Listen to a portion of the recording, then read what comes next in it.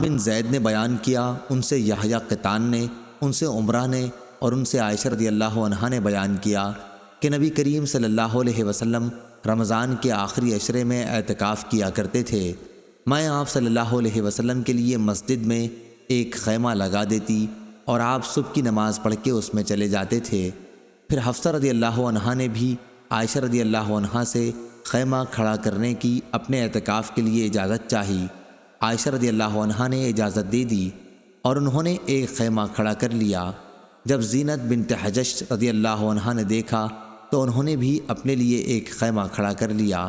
صبح ہوئی تو رسول اللہ صلی اللہ علیہ وسلم نے کئی خیمے دیکھے تو فرمایا، یہ کیا ہے؟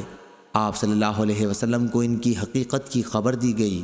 آپ صلی اللہ علیہ وسلم نے فرمایا، کیا تم سمجھتے ہو یہ خیمے ثواب کی نیت سے کھڑے کیے گئے ہیں؟